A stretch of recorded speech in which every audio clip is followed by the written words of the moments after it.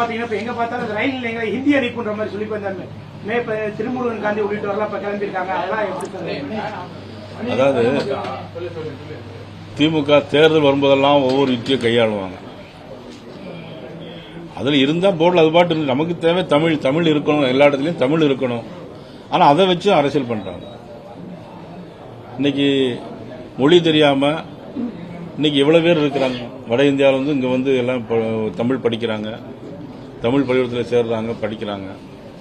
இதில் இந்தியை அழிக்கிறதுனால ஒன்றும் பெரிய லாபம் ஒன்றும் கிடையாது. உள்ள வந்துருமா வராதா அது பத்தி எனக்கு எதுவும் தெரியாது. இல்ல அது பேச்சுவார்த்தை ஓடுறதா எல்லா பக்கம் பரவலா போயிட்டு இருக்குது. அமித்ஷா வந்து இதுல வந்து முன்வைத்து இருக்கிறதா எனக்கு ஒரு பத்திரிகையில ஒரு செய்தி கொடுக்குறாங்க.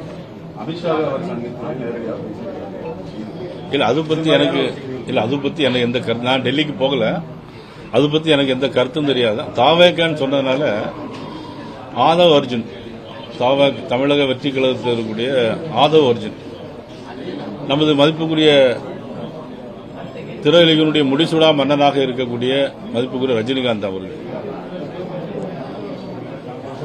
அவர் நடிப்பினுடைய இமயம் மட்டுமல்ல, மிக சிறந்த ஆன்மீகவாதி, எல்லா இனம் எல்லா மொழி எல்லாத்தையும் கடந்து ஒரு மிகப்பெரிய ஒரு தலைவராக எல்லோரையும் நேசிக்கக்கூடிய, இன்னும் சொல்லப்போனால் ஒரு சாதாரண மனிதனாக ஒரு சித்த புருஷராக வாழ்ந்து கொண்டிருக்கின்ற நமது ரஜினிகாந்த் அவர்களை விமர்சனம் செய்திருப்பது உண்மையிலேயே வருந்தத்தக்கது, வேடிக்கையானது மட்டும் இல்ல.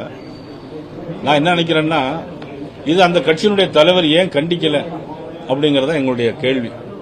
நிச்சயமாக ரஜினிகாந்தனுடைய ரசிகர்கள் வந்து அதை ஏற்றுக்கொள்ள மாட்டார்கள், மன்னிக்க மாட்டார்கள். அவர் மன்னிப்பு கேட்க வேண்டும் என்று நான் கேட்டுக்கொள்கிறேன். என்டிஏ கூட்டணியில விஜயோட இப்ப பேச்சுவார்த்தை நடத்துற மாதிரி சொன்னீங்க. ஆனா நடத்துற மாதிரி வந்து இப்ப வெளியில வந்து அந்த வதந்தியில கிளப்புறது அப்படின்னா யாருங்க சார்? நீங்களே கேள்வி கேட்கறீங்க, பதில் உங்கள்கிட்டே இருக்குது. சார், ஆதவ் அர்ஜுனோட கருத்துக்கு 4 நாட்களா யாருமே பதில் சொல்லாங்களே, இன்னைக்கு வரிசையா ஒவ்வொருத்தரும் அதுக்கு பதில் சொல்லிட்டு வரக்கூடிய காரணம் என்ன சார்? 4 நாள் மௌனித்ததுக்கான காரணம் இல்லையே. எங்க பிஜேபி சார் நாங்க அறிக்கை விட்டுருந்தோம். எங்க அர்ஜுனமூர்த்தி பேசியிருந்தாரு. 4 நாளாவே இல்ல, அதுக்கப்புறம் இல்ல முத நாளே அவர் அர்ஜுனமூர்த்தி அறிக்கை விட்டார். முதலாக குரல் கொடுத்தது பாரதிய ஜனதா கட்சி. ஆனா நாங்க வருத்தத்தை தெரிவிப்பான்னு பார்த்தோம்.